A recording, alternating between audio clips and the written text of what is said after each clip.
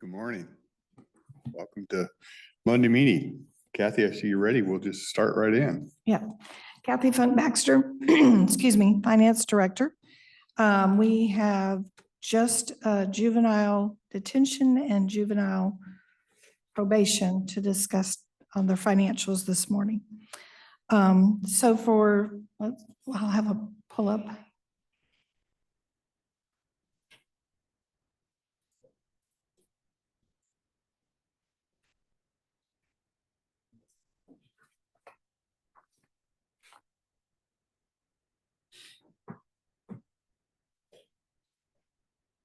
Okay.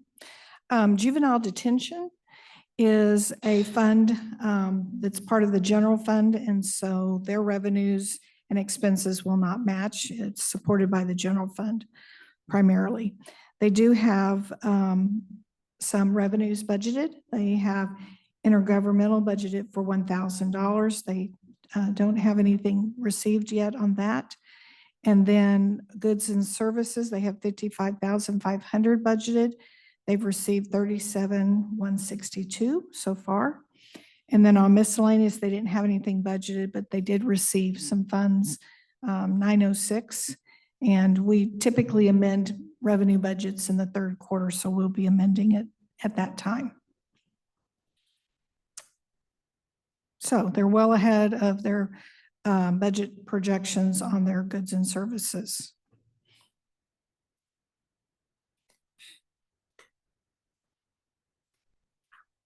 Going to expenses.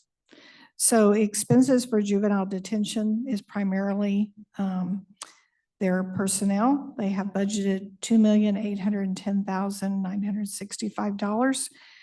Their actual so far is $854,468. And so they're showing a bit below their the target of what we would say for this time. This is primarily through the month of April as far as expenses go. It was pulled just last week, these numbers. We did see when we analyzed a little bit in our personnel, and I'll talk about it in a minute, but we noticed that their overtime budget, their overtime expenses are higher than their budget. And I do have a handout. I'm sorry, I didn't give it to you.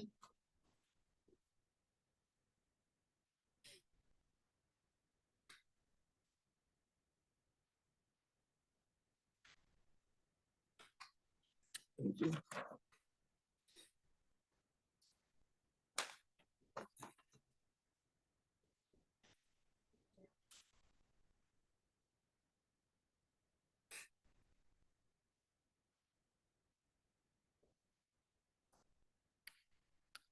I know that you had, when we did the budget for 2025, y'all had approved 2 new positions, and y'all were concerned about the overtime at that time.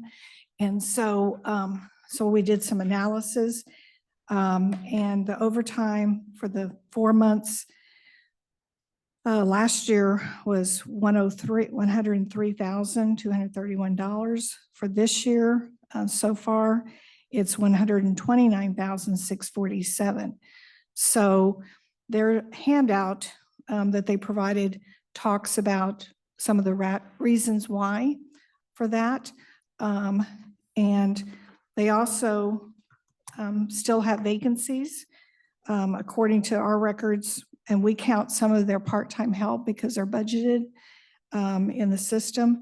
So they are actually have 3.75 open positions. So that probably is contributing to this as well.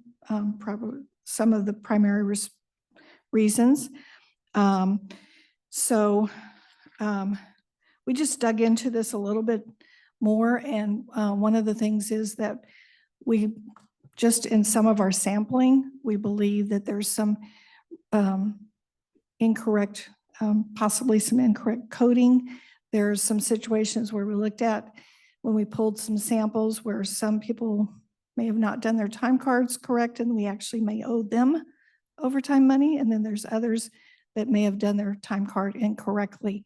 We're recommending that, we're going to look more at this and, but we are recommending that we probably need a timesheet training, and to go over, some of the timesheets, more specifically with the department and then also with the individuals filling out their timesheets.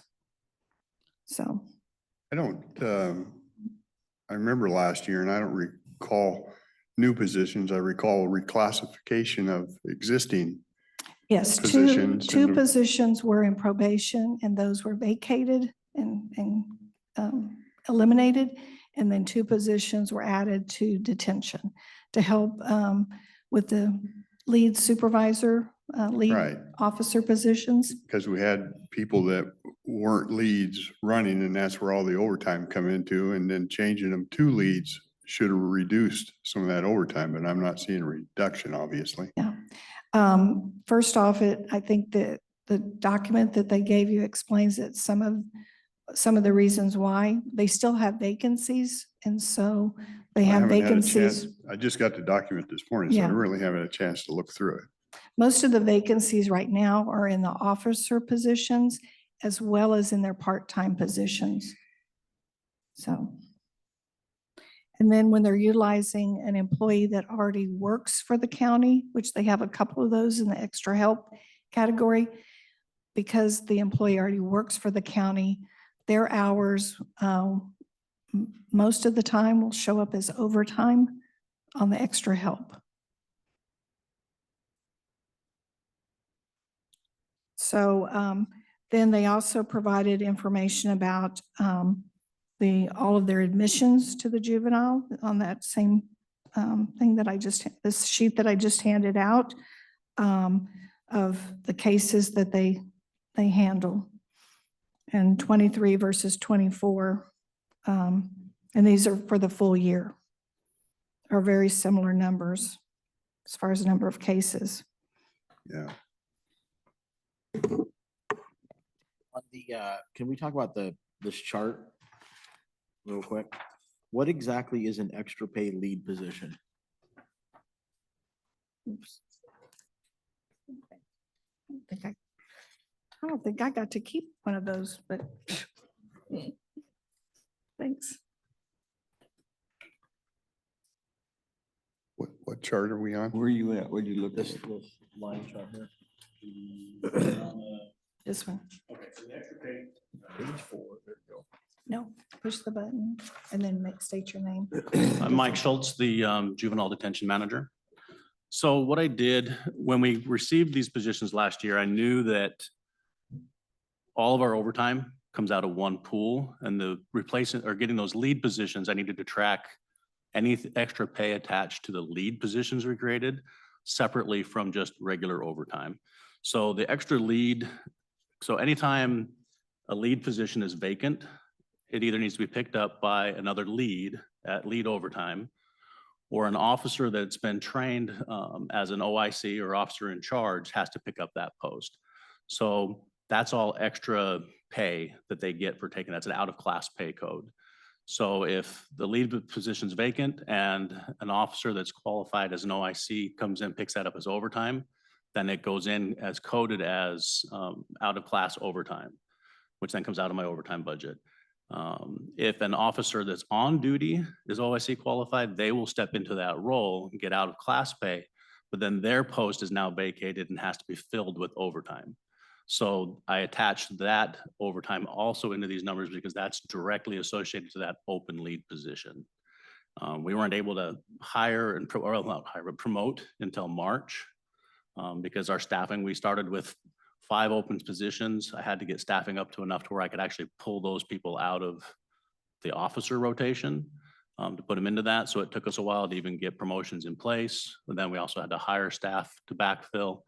So starting April, going into May was when we first will start to really see the impact of that. But we've shown all costs that are not regular pay for that post, for the lead position post, on a steady decline from the beginning of the year to now.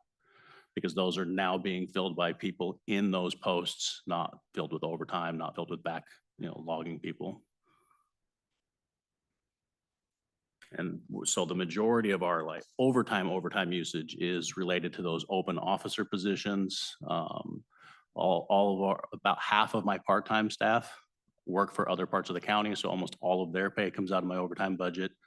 When we do training for brand new hires, it's about 200 hours of training, and unfortunately, my staff that are qualified to do that training also were the ones that promoted into the lead spots. So that creates some trickle down to where they have to do the training. It is overtime because they plug into an empty spot to do the training, but then their spot has to be backfilled.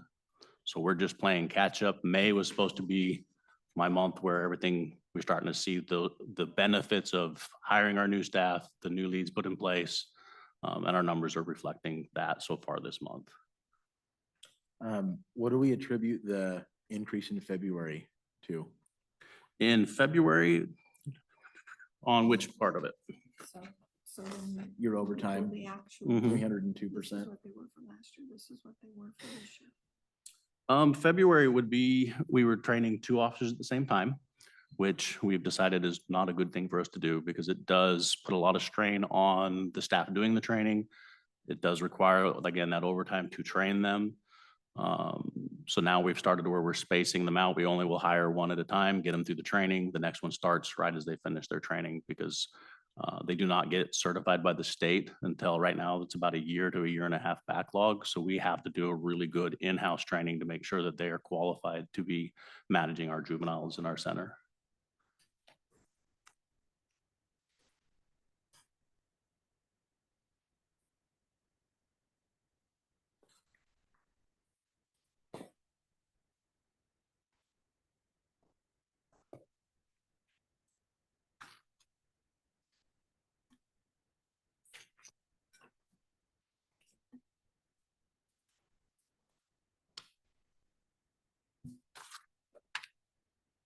And along with that too, our training, we have a training budget. So when an officer is doing is a trainer, they're supposed to use a special pay code.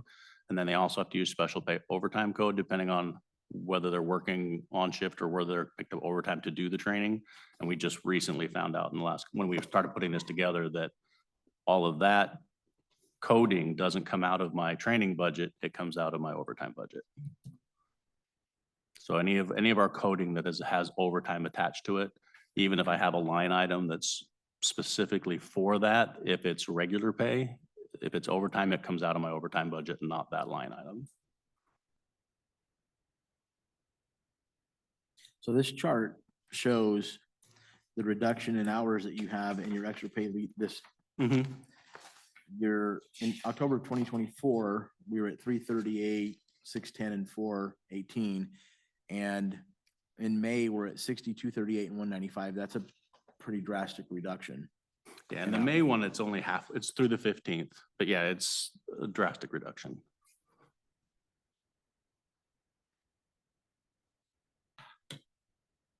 And a lot of that is because we now have some new people hired on. Right now, we are at the best staffing levels that we've been, but we're only gonna now start seeing the results of that because we had to get them through that training portion first. And right after they finished the last one we had finished their training, the state gave us 3 spots in one of the academies. So 3 of our older staff that have not been certified by the state yet were gone for 2 weeks to do that training, which then meant all of theirs had to be backfilled as well. So after the month of May, all the backfilled positions will be taken care of. We will still have 2 open officer positions that will continue to need backfilled or with overtime. But everything else, yes, that should all just be regular pay beyond what it takes to fill those posts. So if I understood what you said, the month of May represented on this graph is only 15 days. Yes. That's only half a month. Mhm. Okay.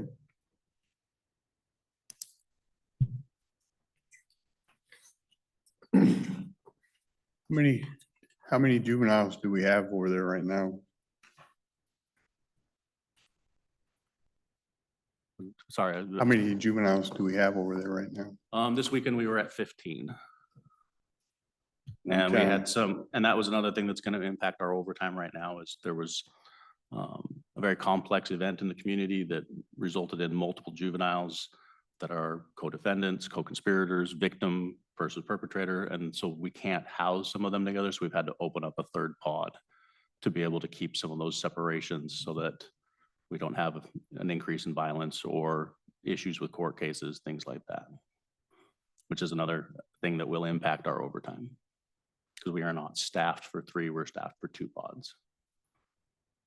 So I'm counting up 41 positions right now that are filled that cover the 15 juveniles in the 3 pods. No, if with the 2 pods, we have 5 posts that need filled on day shift and afternoon shift, and 4 posts that need filled on graves. And if I was at 100% staffing, I'd still be 24 hours shy every week of being able to staff those levels. Because the I'm just positions using just your haven't been numbers given to us. here. Lead officer, you have 5 positions, 0 open. Mhm. Officer 16, especially 3 positions, and part-time staff 17. So that's, I'm counting 41 people. Total, yes, for a 24/7 facility. Like I said, we're about 2/3 of a post shy of even being able to meet that at 100% if everything was filled at 100%.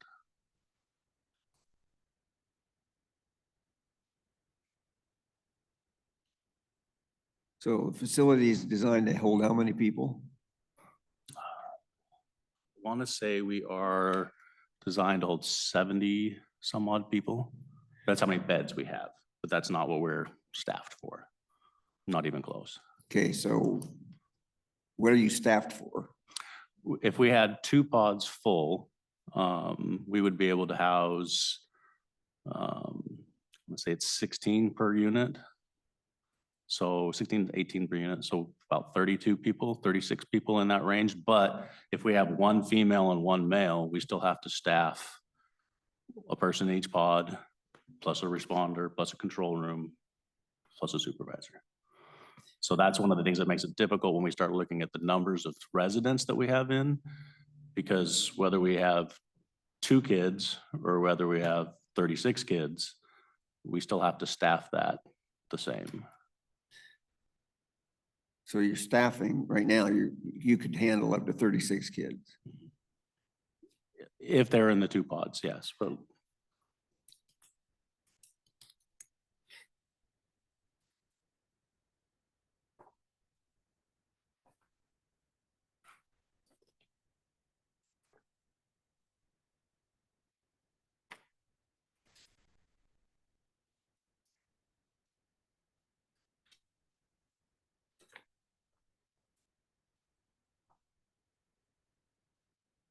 Was our average resident number greater in 2024 than 2023? I don't remember what our averages were for 2023. I want to say that it went up.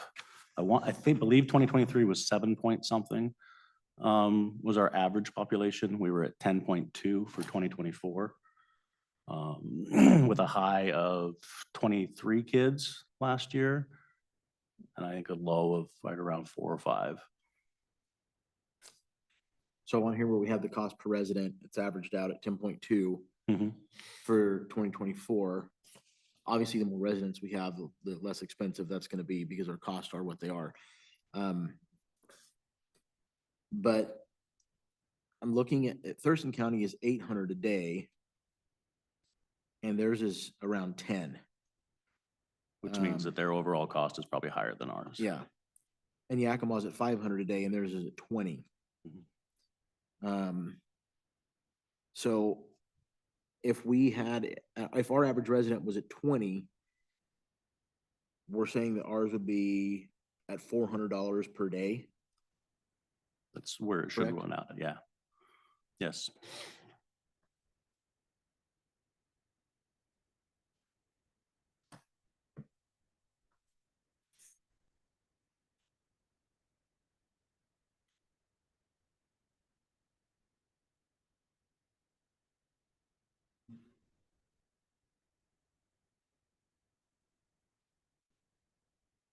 And a lot of those differences will come from pay rates. A lot of these other counties like Yakima, they pay at a higher rate than we do.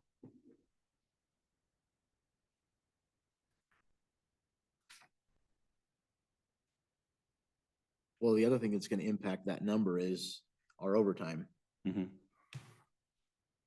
So, we get our overtime down, that cost per day goes down regardless of the number of inmates that we have.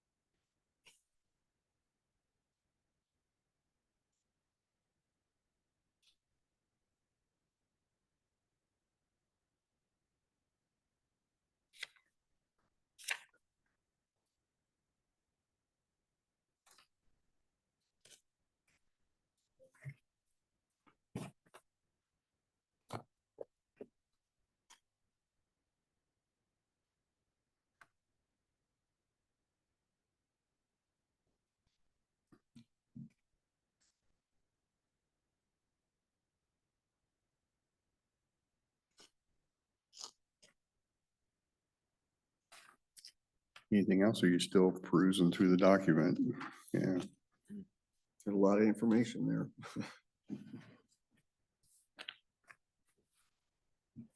I'm good for right now. I am too.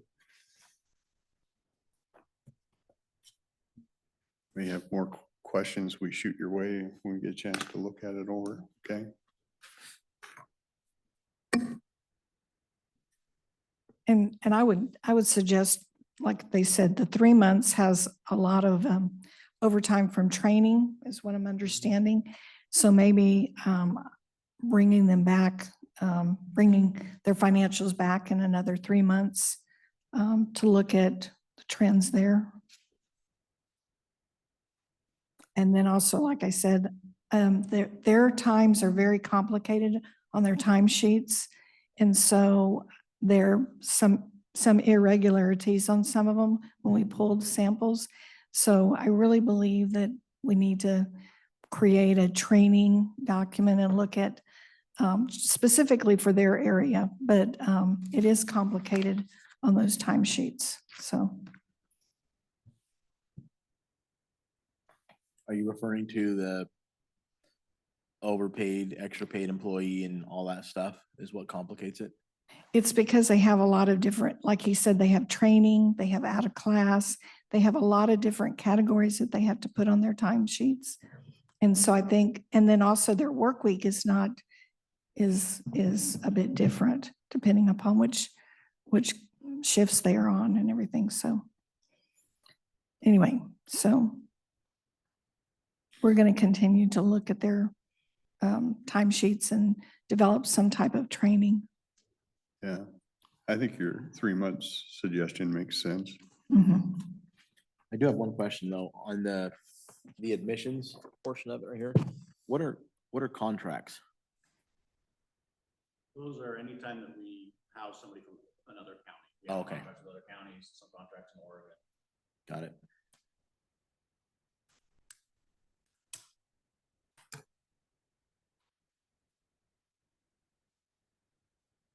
Okay, I'll continue on.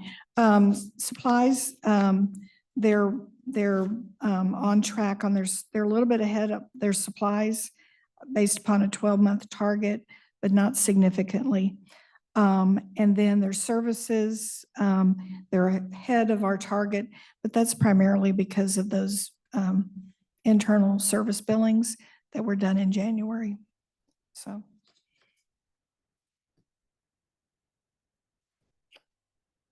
That's it on that.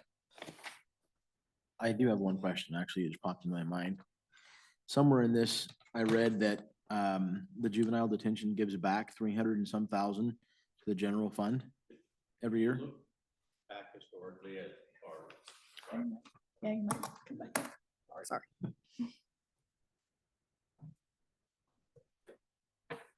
when you look back historically over the last 5 years with our budgeted amount and our actual expenditures amounts, that's the differences between there. And it's almost because corrections is the way corrections is, you typically almost always have turnover. So we always have a lot of open positions. They leave to go to adult corrections, they leave to go to probation. They go to the roadside. We get a lot of turnover every year. So our payroll budget, our regular payroll budget is historically been at least right around that much below what was budgeted. And then it offsets with some of the overtime, some of those other things, but we've come in under budget for the last 5 years.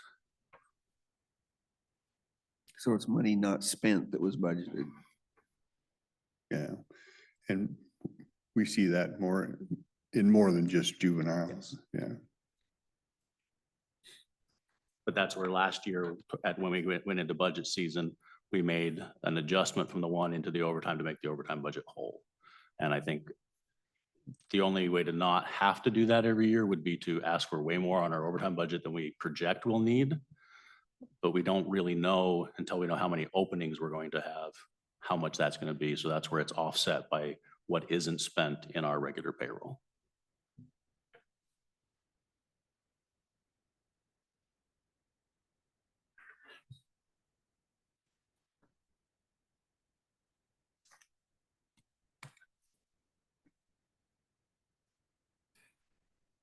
Thank you. Thank you. Okay, probation. Juvenile probation.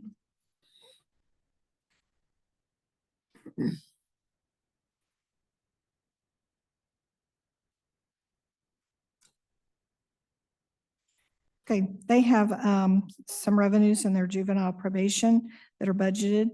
Intergovernmental is by far their largest one, and that's budgeted at 406,179. They brought in 142,138. So that's primarily from I'm going to say Becca, if that's the correct pronunciation, but it's BECCA funding, and that comes in from the state, and it's used to provide intervention services, treatment, and support. And so that is showing above the target, slightly above the target. And then miscellaneous is 226,271 budget. They brought in 140,532. And I don't have an explanation on that one, but that one is above their target at this point. Their target was 75,000. They brought in 140,000 so far. So you do have in miscellaneous that the. Oh, I 40 is see. back up. That's where the Becca is at, not in the intergovernmental. I'm sorry.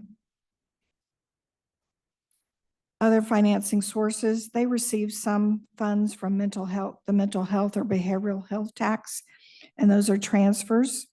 And so currently the department has received funding through March, and they'll be billing for April soon.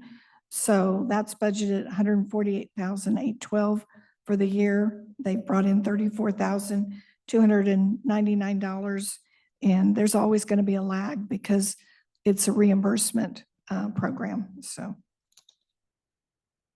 Kathy, do we know what the intergovernmental is? I don't know. What intergovernmental contracts do y'all have?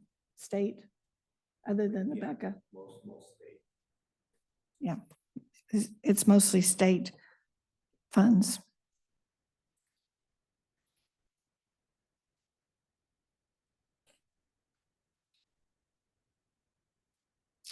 Okay, going to their expenditures. They have budgeted in personnel 1,637,000. They brought in 450,000 basically. And so as far as on our target, they're a little bit They're actually below target for personnel at this point in time. They do, I think, yes, they have some vacancies right now. According to our records, they have 2 vacancies on probation. They have supplies budgeted at 19,900. They've expended a little over 5,000. So they're below their target. Services was budgeted at 714,164. They've expended 395,824. And the majority of that is related to our January service billings for insurance and IT. 256 of that 395. So it's showing above, their expenditures are above target, but it's because of that January payment, large payment.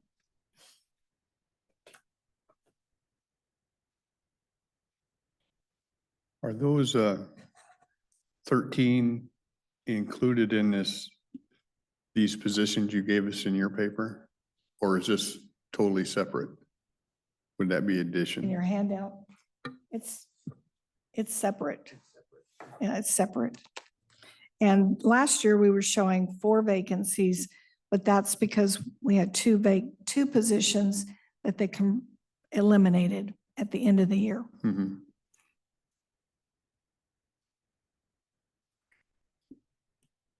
And refresh me, what was the budget on detention? I see probation is 1.6. And detention personnel budget is 2.8. And that's where detention is where the 41 plus whatever we're missing. Or trying to hire. And the other one is 13, okay.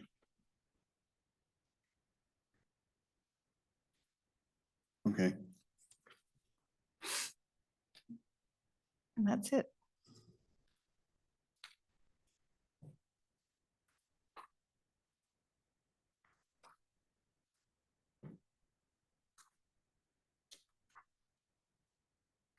That's all I have for financials today. do George, these are two separate functions? Say a county like Wahkiakum that doesn't have a juvenile center, do they still have a probation program? Good morning, Commissioners. George Moya, Juvenile Court. I want to say Juvenile Court Administrator. They do. Okay. There's quite a few facilities around the state that just operate as a juvenile court, and because of the size of their facility, they don't have a detention center. So we do business with Pacific and Wahkiakum counties, Right, which are bordering counties that don't have a detention facility, but they do have a probation department. In fact, some of their probation officers wear multiple hats because they're such a small department. yeah, okay.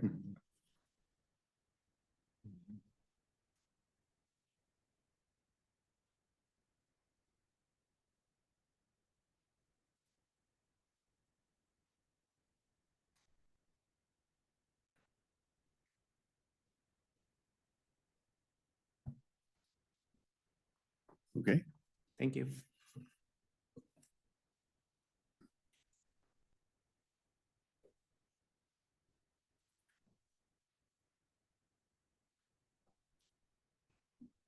I guess I'm finished on okay, financials. okay, thanks Kathy. So you're gonna schedule again 3 months down the road, we can take a look, Yes. see if that line's still going down. Yeah, I'll schedule a 3-month review of the financials. Okay, So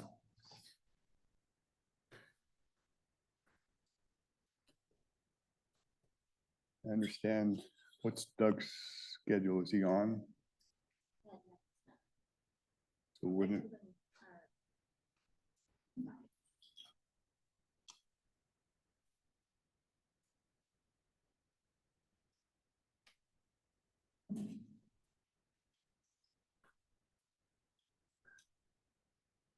How many?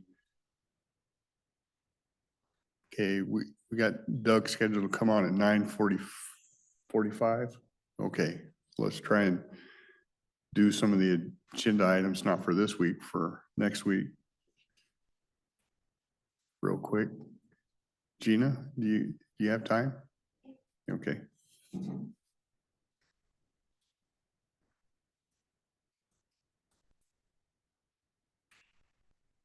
Once again, these aren't for tomorrow, but they're for a week from tomorrow. Yes, that's Okay. correct. So we have a couple of items that will be on for May 27th. These are, they're separate contract and amendments, but they're all sort of related in the sense that these are all existing contracts that we have currently in place. They are set to expire June 30th of this year. We're making some adjustments to some of these contracts to sort of finish up the year with these programs. We anticipate new state contracts starting July 1. And I do have a work session scheduled on June 4th with the board to kind of review what those look like for the new fiscal year. So one of the amendments that we have is with our contract with the Washington State Department of Commerce for our consolidated homeless grant. This amendment is removing $140,000 from our contract that we anticipate being unspent. Sometimes the state will reach out and see if you have funds that you anticipate won't be utilized, and they'll move that around and allocate it to other areas. So that's one of the amendments that's on the agenda, is just the state taking back a small portion that we anticipate being unspent. So this original contract was a little over 8 million. Mhm. And then we're showing there's 140 that's not going to be spent. So they're reallocating elsewhere. Right. Pretty simple. Yeah. Okay. Yep. We have two amendments that will be on the agenda related to our developmental disabilities services. The amendments on the agenda is to our contract with two providers. One is with Goodwill and one is with Compass Career Solutions. And with these services, what we see that happens throughout the year sometimes is that the service level changes, clients get authorized for additional hours, or they get new clients throughout the year. So we do our best at the beginning of the year to set the budget, and then we see some things shift around throughout the year. So that's why we're adding funds now just to finish out this year for them, as they've both seen some increase in hours, additional clients, and clients getting involved in other services as well. So that's why we're adding funds. These aren't additional funds that we're requesting from the state. They're funds we already have in our contract. We're just allocating to the providers to finish out the year. So we have a big overall deal from the state, and we sit down with these people at the beginning and says, well, we should be somewhere around here. And we're Mhm. finding out they're actually doing more. So we're just taking more of what that originally given and putting over here. Yeah, we try to hold an amount unallocated so that we can do this towards the end, because it seems to happen every year where we have this shifting in clients and services, so. And then the last one we'll have on the agenda is a contract with Cowlitz Family Health Center. This is related to the criminal justice treatment account funding. We get this funding from the state to sort of fill in a gap with substance use disorder treatment services that can be provided primarily to individuals who are participating in a therapeutic court program, mostly drug court. So this is a similar scenario where they provided some more inpatient services this year, which cost a little bit more. And so we're adding a little bit more funds. Again, it's not any additional funds that we requested from the state. It's funds we had unallocated for this year. So we're adding some funds just to finish up the year with them. So, and as I mentioned, I will be here June 4th for the work session. Hopefully I'll know more about what next year's contracts look like at that time, and we can talk a little bit more about that funding and what contracts we anticipate getting and what that looks like.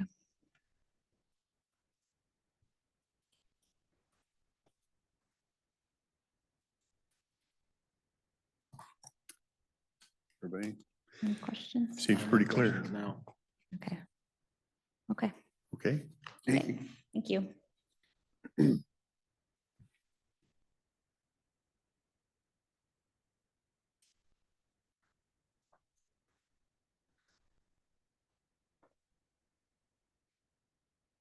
Jordan, did you have something pretty quick on here? You're with there? Okay. We got finance.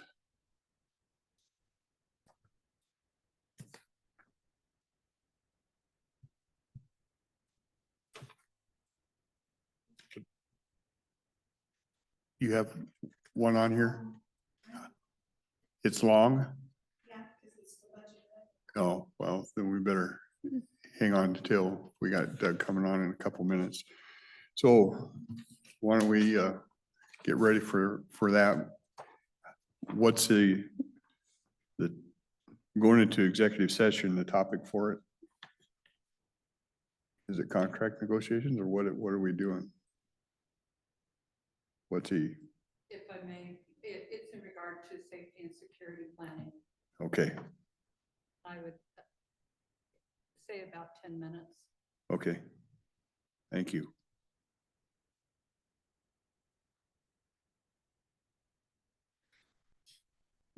Okay, we will adjourn to executive session for safety and security.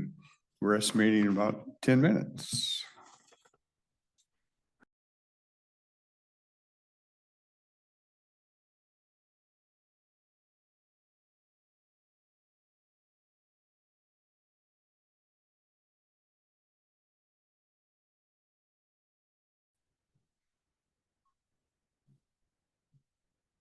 The board is extending the executive session an additional 10 minutes.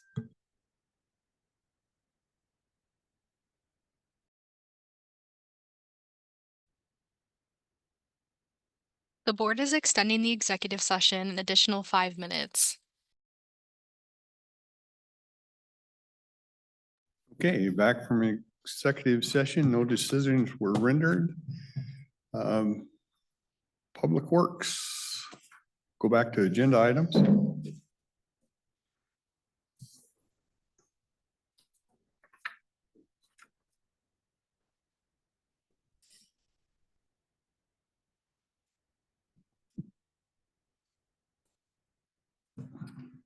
Good morning, Susan Eugenius, County Engineer. At this point, I only have one guaranteed item on the agenda for next week. We have the bid award for the county-wide pavement overlay. The low bidder was Lakeside with a bid of $2,516,744. That is about $163,000 below the engineer's estimate. We had 3 bids this year, which is one more than we usually do. So we're asking to go ahead and award that. We are working with the state on the South Cloverdale project. That, because of the federal funding, has to have their approval before we can award it. So we may get it on. It all depends on if we get their approval this afternoon or tomorrow morning in enough time for us to add it to the agenda. So those are the 2 from the Public Works Roads Department that may show up. And I know Sean and Savannah have several others. Good morning, Commissioners. Sean Rowe, Public Works. First up, we have a contract completion for the Riverside Park overlay. That was the basketball courts and tennis courts from the end of last year. $72,000 and change on that one. Next up, we have the admin roof award for this building here. We had 7 bidders on that project, so a good amount, ranging from the low bidder at $423,752 with WeatherGuard, to the high bidder at a little over $972,000. So quite a wide range there as well. After that, we have the diesel agreement that we talked about earlier in the year, if you guys recall. At that point in time, we were looking at piggybacking off the state of Oregon contract. We pivoted at that point in time. The Port of Longview also did an award, and so we pivoted to that point. Still no delivery charge. And that would go through the February 25th of 2027. And so it's mainly going to be for the landfill, but as well for our county road shops and generators throughout the county that need to be filled. And then last up, which is going to probably tie into Kathy's stuff a little bit, is that we are requesting movement of one of our petty cash funds from the Purchasing Internal Service Fund, the 50901 fund, to the Purchasing General Fund and Department. And so it's an $800 checking account. We're looking at closing that fund. And so we're trying to move it to the general fund. So we still have access and can use it from that point forward. It's been helpful to have, especially being a checking account. These are all items that will be on the 27th. They're just not on here yet. They'll be added to this. Okay. I should say these are all most likely going to be on there, assuming contracts come back and everything like that. Okay. And that's all And from my side. are those, do you expect them to come back as consent agenda items or motion items? I would expect the roof and diesel contract to be motion. Petty cash and contract completion would probably be consent items. Okay. And that should be all for me. Unless you guys have any questions on those ones. Good morning, Savannah Clement, Public Works. You'll also see on the agenda, if it's not listed already, a contract extension of 1 year for the AEDA contract, which is our architect and engineer on call. And we're asking to not only extend it by 1 year, but to increase it to up $200,000, sorry. So we have the current contract amount and we're asking for an increase of $200,000 in a 1 year extension. That $200,000 reflects all of our outstanding proposals. So that includes the HOJ feasibility study, the annex completion, we have some parks rendering, and then we're anticipating costs because we don't have the proposals back yet for the juvenile roof, as well as the jail lobby. So those are two that we hope to be included in this contract extension amount, but we don't yet have those proposals back to have exact figures. Yes, it's a not to exceed. Mhm. What's this will be 200,000 for this 1 year extension. How much have we Yes. usually been doing with these folks? We haven't done a lot, and I can't recall the initial contract amount. Do you have it? We think it was 100,000, but these include the actual amounts that were quoted on the proposals.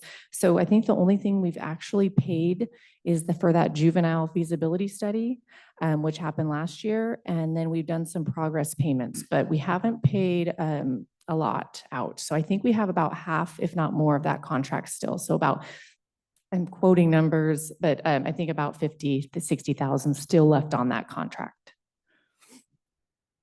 This is an increase up to 200,000 or Yes. an additional 200,000? So it's an additional 200,000, which would make the total contract value 300,000. And that's only for this year. Correct. So if we don't spend that, then we won't spend it. It's not like a guaranteed amount. We're only going to spend what we ask them to do projects wise. So after the extension, does it go back to 100,000 if that's what the original contract was? So my guess, I think we had 2 one-year renewals on this master on-call contract. So we'd have 1 more year to continue to roll over. And then I would recommend going out to bid again, So there'd be the possibility to extend 1 more time and ask for more money if that's the case. But you're getting a number of 200,000 just from cost estimates on the various projects we got going. Yeah, which are actually, for the ones that we can account for, that we have numbers for, it's about 225,600. And so we've spent about 50. So we're asking for that total increase to be 300. Giving us a little bit of wiggle room for some of these projects that we don't know about.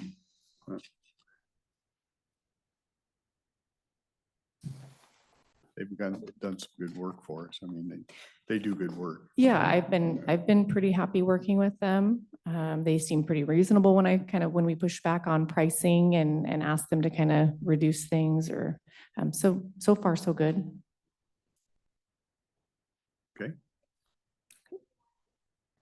And that's all I have. Thank you. Thank you. Thank you.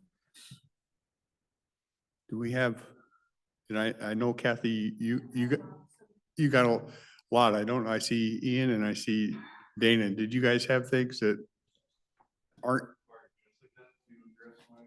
Oh, so you're later with HR. How about you, Dana, are you?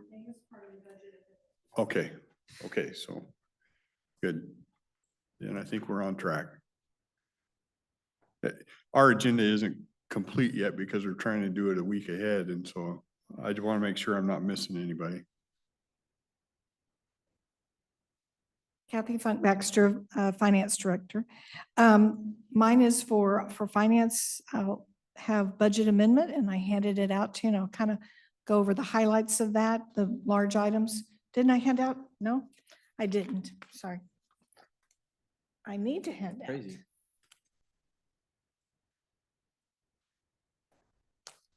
Huh? Okay.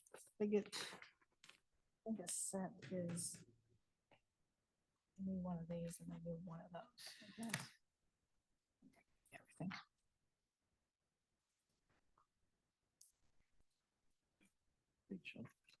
And short. Thank you, Sue.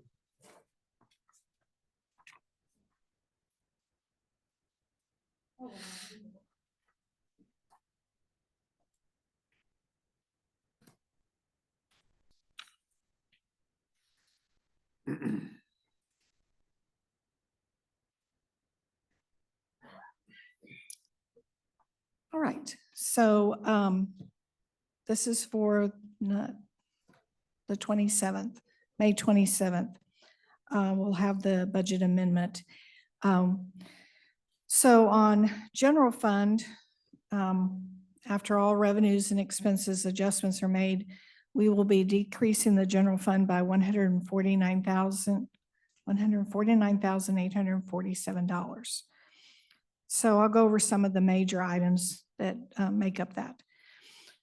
In the commissioners area, we're increasing our meals and lodging, tuition and airfare, all to accommodate additional travel related for the commissioner's office. And so that's a total of $15,986. On the treasurer's office, basically they're needing an increase in office supplies for some additional tax statements that they needed to produce. These other ones are small, so I'm just going to skip over them. Basically, we also had the PO for our copier leases. We went through and we were trying to make sure that the PO matched the budget. And so we have some increases and decreases related to that. So you'll see that in the description column. So small adjustments. And then on page 2, I'll jump to page 2 for the sheriff's office. The main increase in their budget, that, which I think you've already heard, is the Superior Court was requesting an additional position to be at the jail for the court that's being offered there. And that would be an increase of $42,000 for that additional security. It would be part of the security contract. And then they also need to pay for an alarm system put in some of their evidence rooms. And that was approximately $13,000. So that's what the 55. They reduced their machinery equipment to cover the alarm part.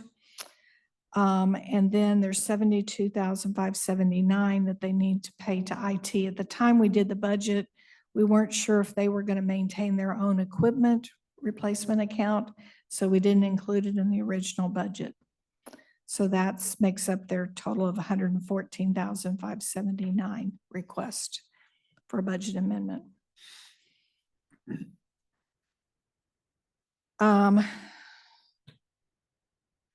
Yeah, so the rest of them are pretty small. They relate to that PO for the copier contracts. And then prosecuting attorney, we actually have a decrease in their budget. We adjusted some of their salaries based upon actuals. Superior Court, there's a 9,000 increase. First quarter, we had one of our lines, we had our add and subtract wrong, so we're fixing that. And then on page 3, we have some, again, some increases, decreases that are minor related to the PO and things like that. Then Office of Public Defense, they had an opportunity for a new contract. And so that contract brings them 2 legal interns and will also have an increase in revenue to offset that, to more than offset that actually. So that's a $30,227 increase.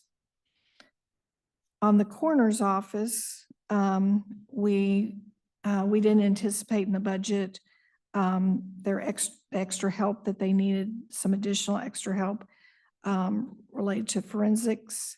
And so we're seeing our current budget's not sufficient to cover that. And so that's a $15,000 increase.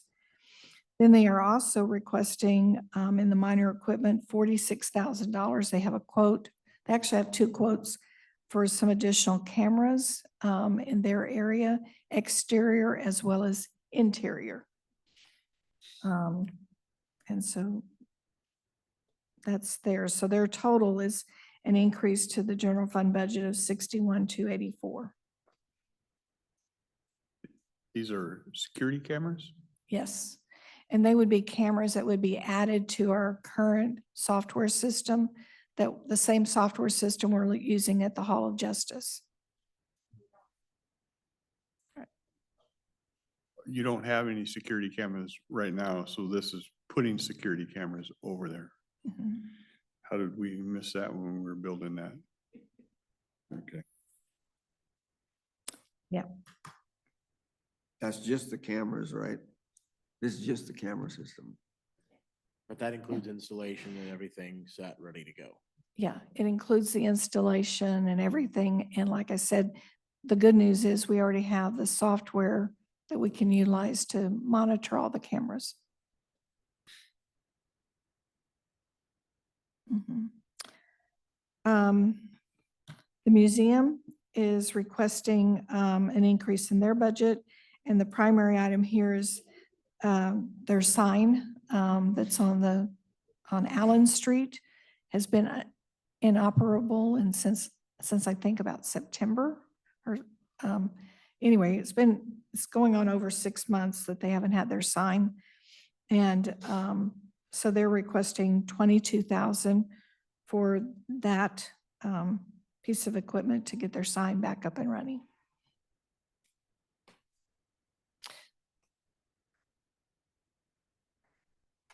Moving on, page 4. We, of course, have some PO adjustment corrections. Then when you get to non-departmental, I believe at the last budget amendment, it was approved or at one of our business meetings that the Veterans Fund, their administrative cost would not be covered by the county. We'd actually asked for those to be covered by their investment income because they do have a fund balance instead. And so that's adjusting the budget down and not transferring out $38,099 that we had budgeted for that.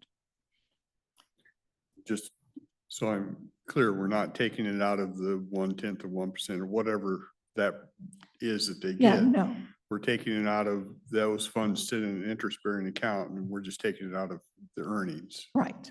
They have earnings sufficient to cover their administrative cost. And then our cafe has had some unusual expenditures in startup. And so we're requesting some additional funds to help support the cafe at the Hall of Justice. We started the program when they were on spring break.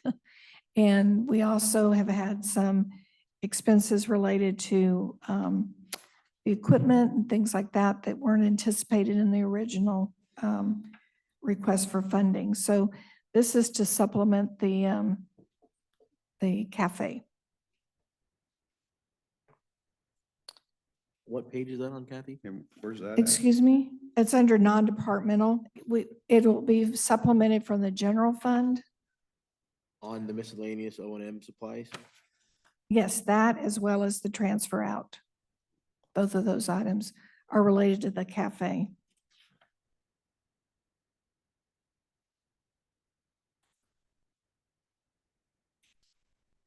And we'll probably need to bring that back to y'all in a full financial analysis of it, how it's doing.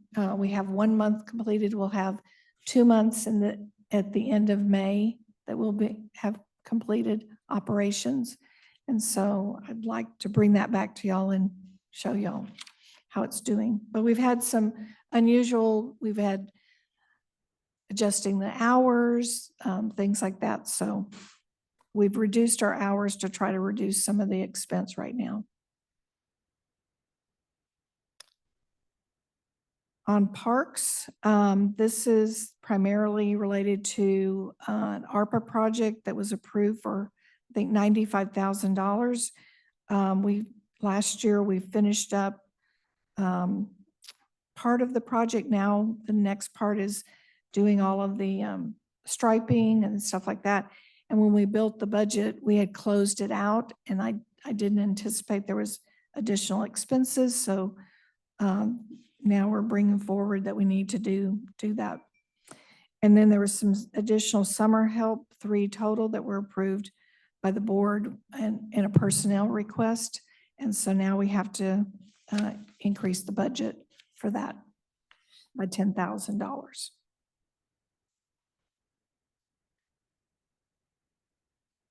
And then on drug court, we have some miscellaneous items. Half of it's basically related to the PO, and then some of it's related to their number of licenses for case management under a new contract. So then when we get to revenues, like I said, some of their expenditures, we have revenue offsets.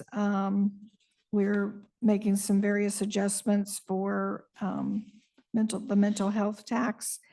And then some ARPA money coming in and that grant for OPD coming in.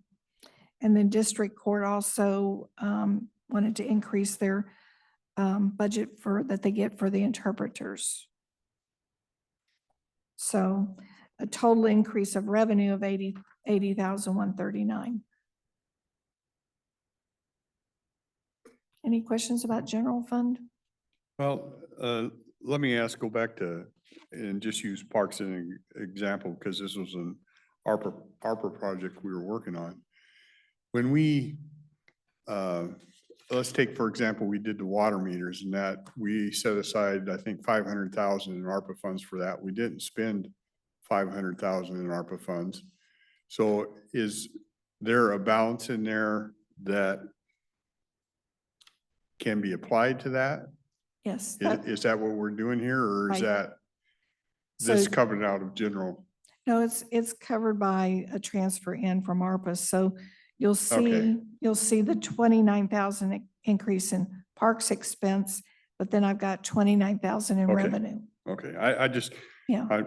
just being clarified that we know that there's some over there and we can make those adjustments. Yeah, Right. okay. Yep, because they had set aside the commitment of 95,000 and Right.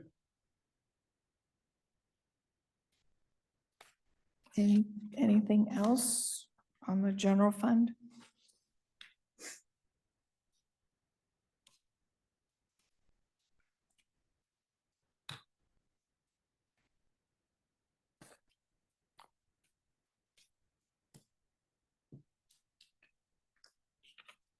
If not, I'll jump to page 5.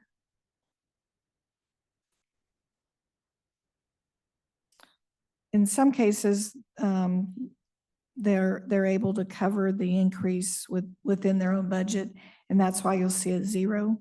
Mhm. These are all special revenue funds or other, or service funds or enterprise funds that we'll be going over next. So roads had two summer help that were approved, additional. Small increases that were offset for law, library, and GIS. Veterans relief, that relates back to the fact that we're not gonna transfer in 38,000 to them. And then also we reduced fund balance as an offset for them.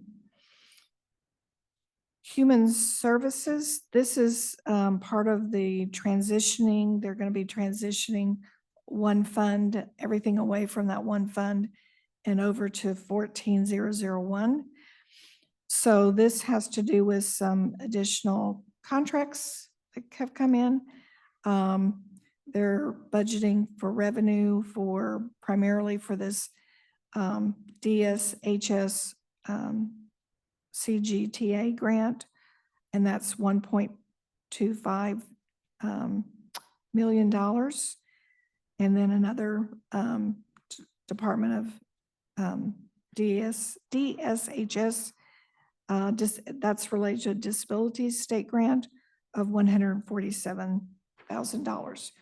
So they'll have these increase in revenue, but they'll also on the next page have a corresponding increase in expenses.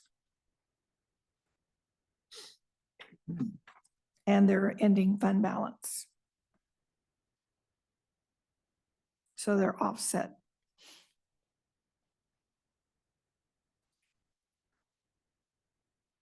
And it looks like a lot, but a lot of they're moving, they're increasing certain line items to help cover the expenses that come with those grants.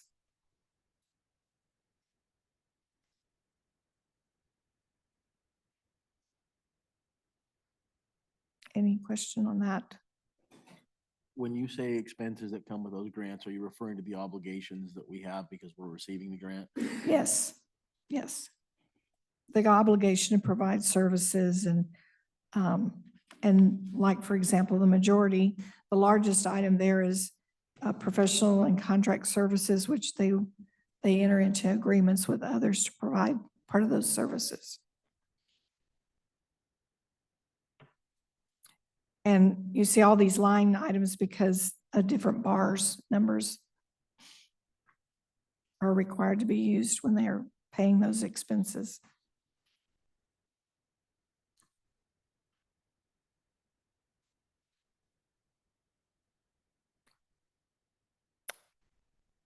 I'll move on. Any questions or you want me to slow down or? It's okay, I'll move on. Then we had an adjustment, but it's an in and out on chemical dependency and mental health. These were the adjustments that we did in the general fund to adjust for actual payrolls. And so there's going to be $25,000 less of transfers out on that fund. And then on the health department revenue, this is just basically between line items. They've moved the 10,725 between two different line items. And then the health department has a lot of lines that they're moving the expenditures between different bars. It looks like a lot, but it zeroes out to zero, all those changes. And again, this is, they're just adjusting items for the placement where they were originally put in the budget and moving them to where they should be now in this budget.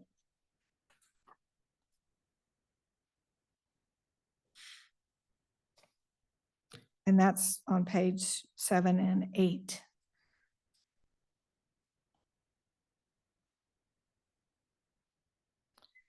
And then on the bottom of page 8, the sheriff's crime reduction task force, or team. They're moving funds to cover some additional meals, mileage, tuition for some new members, for mandatory training to be certified, and they're reducing their fund balance by 10,000.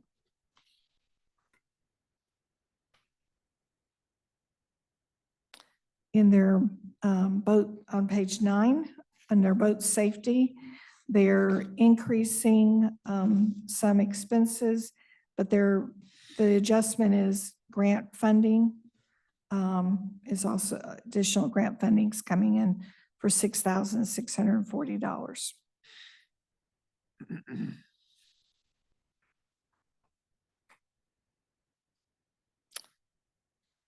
Low-income housing expense, it's movements between line items. It's $1,000 reduction of, actually an increase in fund balance. Law and justice funding, this is to account for some rugged laptop contributions to IT. And ARPA, this is where we're reducing ARPA line items so that we could pay the parks and wildlife. I'm sorry, why did I say wildlife? Parks General Fund. Then when we go down further on page 9, we have solid waste maintenance. This is fixing an error from the original budget load. The budget was entered at 20,000 and it should have been 250,000 for utilities. So we're reducing the fund balance by $230,000. And then for emergency management fund, they're making some adjustments. Primarily the big item there is summer help that was approved by the board.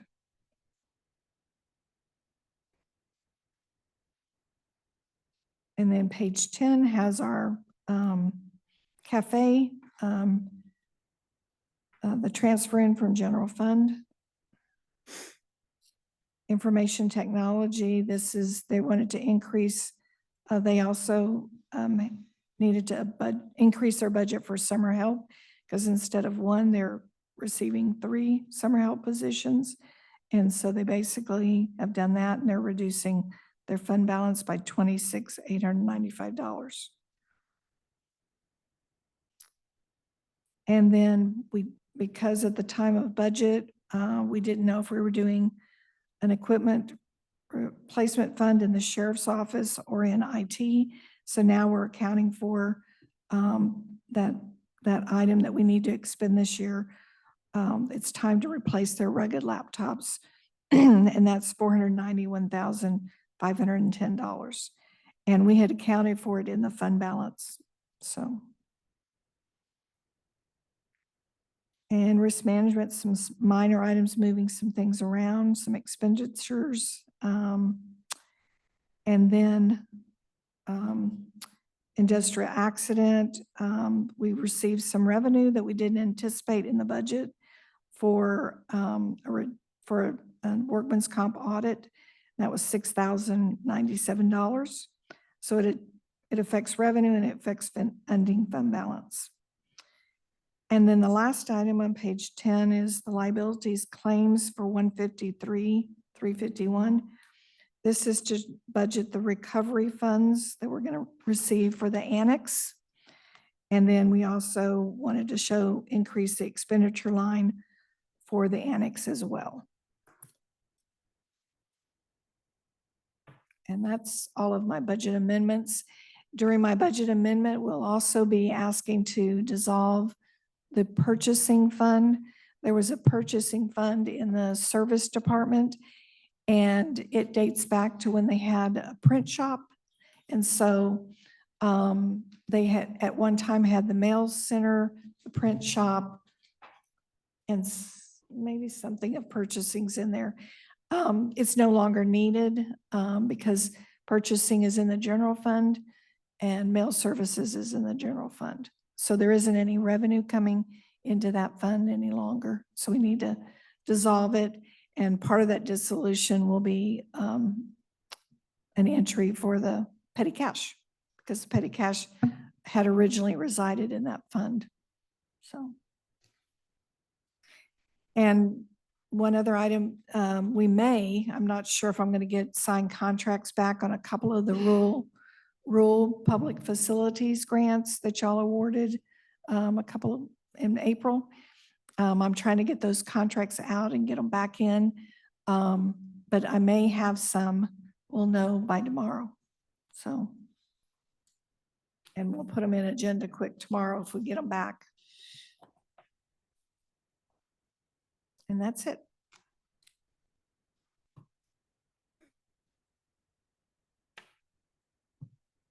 Okay, Okay. thank you. Thank you. I think that covers all agenda items that we are aware of at this point in time, okay? Jessica?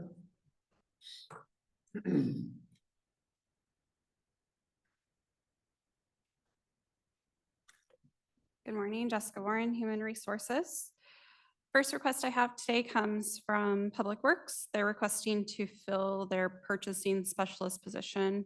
This position was vacated at the end of January, and they've looked into the position and, reworking some job description changes, and they're ready to fill it.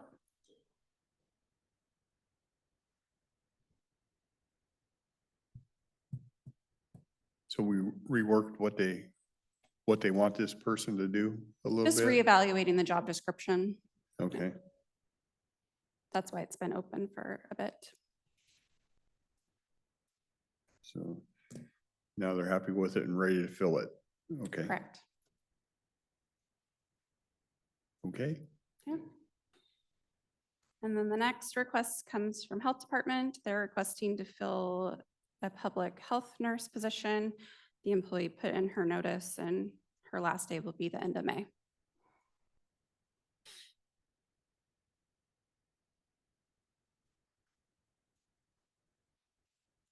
okay, okay. Okay. Okay,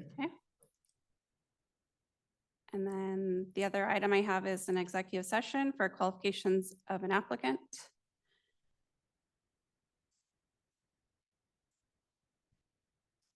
okay. Time-wise? 5 minutes, and I didn't know if you had another executive session. I do, but I'm request. not sure how that works. Okay. I have one that I'd like to talk about, performance of a public employee. 5 minutes.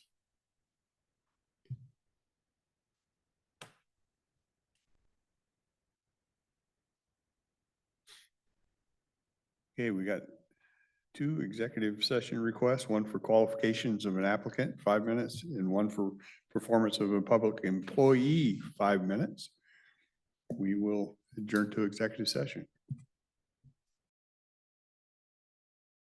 Okay, back from executive session, no decisions rendered. Anything else for the good of the order before we adjourn? No meetings the rest of this week. We will, and then a holiday next Monday. So next time we'll be in session will be next Tuesday, the 27th. Okay. See nothing else, we will adjourn. Thank you. Thank you.